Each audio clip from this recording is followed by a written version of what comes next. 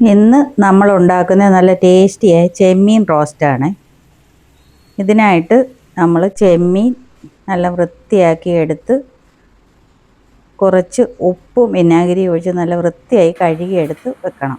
അതിനുശേഷം കുറച്ച് വെളുത്തുള്ളി, ഒരു 2 ചുമന്നുള്ളി, കുറച്ച് കറിവേപ്പില, കുറച്ച് ഉപ്പ്, കുറച്ച് ഇഞ്ചി, 1 ടീസ്പൂൺ മഞ്ഞൾപ്പൊടി, 1 ടീസ്പൂൺ കുരുമുളക് പൊടി, 1 ടീസ്പൂൺ പെരുംജീരകപ്പൊടി, 1 ടീസ്പൂൺ മുളക് പൊടി. ഇത് ഇത്രയും കൂടെ മിക്സിയുടെ ജാറിലേക്ക് ഇട്ടതിന് ശേഷം 1 ടീസ്പൂൺ വിനാഗിരി കൂടെ അതിലേക്ക് ഒഴിച്ച് ഒന്ന് അരച്ചെടുക്കുക. നന്നായി ഒന്ന് അരച്ചെടുത്തതിന് ശേഷം നമുക്കിത് മാരിനേറ്റ് ചെയ്യാൻ വെക്കണം. ആ അരച്ചെടുത്ത മിക്സിയുടെ ജാറിലിട്ട് അരച്ചെടുത്ത അരപ്പ് ചെമ്മീനിൽ പുരട്ടി 1 മണിക്കൂർ നമ്മൾ ഒരു 2 മണിക്കൂറെങ്കിലും മാരിനേറ്റ് ചെയ്ത് വെച്ചാൽ നല്ല സോഫ്റ്റ് ആവും. ഇങ്ങനെ 1 മണിക്കൂർ ഞാനിത് മാരിനേറ്റ് ചെയ്ത് വെച്ചിട്ടുണ്ട്. അതിനുശേഷം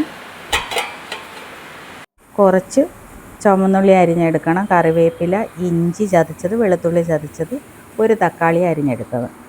ഇത്രയും ഞാൻ 2 പച്ചമുളകും കീറിയിട്ട് ഇത്രയും ഞാൻ എടുത്ത് വെച്ചിട്ടുണ്ട്. അത് ഒരു ഫ്രൈ പാനിലേക്ക് വെളിച്ചെണ്ണ ആദ്യം ഒഴിക്കണം. ഫ്രൈ പാനിൽ വെളിച്ചെണ്ണ ഒഴിച്ചതിന് ശേഷം കുറച്ച് കടുകിട്ട് പൊട്ടിക്കുക. അപ്പോൾ നമ്മൾ ഈ ഉണ്ടാക്കുന്ന ചെമ്മീൻ ഫ്രൈ കുറച്ച് എരിവ് കുറച്ചെടുത്താൽ കുഞ്ഞുങ്ങൾക്കൊക്കെ കൊടുക്കാൻ ഏറ്റവും നല്ല ടേസ്റ്റുള്ള ഒന്നാണ്. അവർക്ക് ഒരുപാട് ഇഷ്ടപ്പെടുന്നതുമാണ്. അപ്പം അതിന് ഫ്രൈ പാനിൽ വെളിച്ചെണ്ണ ഒഴിച്ച് കടുക് പൊട്ടിക്കഴിയുമ്പോൾ ഒരു 2 ഉണക്കമുളക് മുറിച്ചിട്ട് എടുത്തതിന് ശേഷം ഞാനൊരു കുറച്ച് തേങ്ങാക്കൊത്ത് അരിഞ്ഞ് വെച്ചിട്ടുണ്ട്.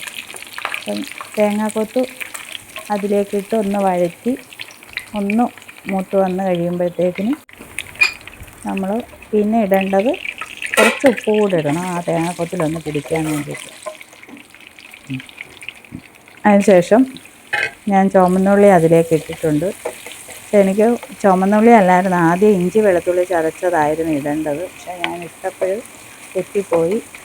എന്നാലും കുഴപ്പമില്ല, മൂത്ത് വരുമ്പോൾ എല്ലാം ഒരേപോലെ റെഡിയായി കിട്ടും. അതിനുശേഷം കറിവേപ്പില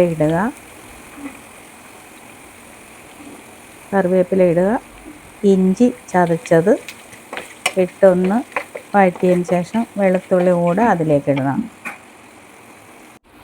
വെളുത്തുള്ളി ചതച്ചത് ഇഞ്ചി ചതച്ചതും അതിലേക്ക് ഇട്ട് വഴറ്റിയതിന് ശേഷം നമ്മൾ അരിഞ്ഞ് വെച്ച തക്കാളി കൂടെ അതിലേക്കിട്ടൊന്ന് വഴറ്റി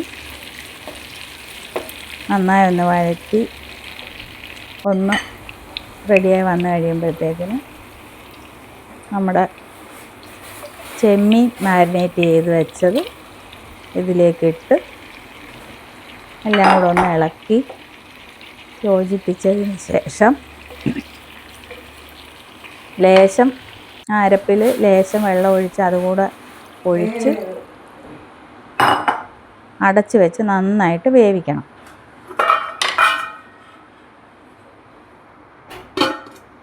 ചെമ്മീൻ നന്നായിട്ട് വെന്ത് കഴിയുമ്പം അടപ്പ് തുറന്ന് നമ്മൾ നോക്കണം, വെള്ളം പറ്റി വന്നിട്ടുണ്ട്. അതിനുശേഷം നേരത്തെ നമ്മൾ കുരുമുളക് പൊടി ഒക്കെ ഇട്ടതാണ്, എന്നാലും ശരി 1 ടീസ്പൂൺ കുരുമുളക് പൊടി കൂടെ ഇതിലേക്കിട്ട് വഴറ്റണം. ലേശം മസാലപ്പൊടി കൂടെ ചേർക്കണം. നമ്മുടെ ചെമ്മീൻ റോസ്റ്റ് റെഡി ആയിട്ടുണ്ട്. Super tasty.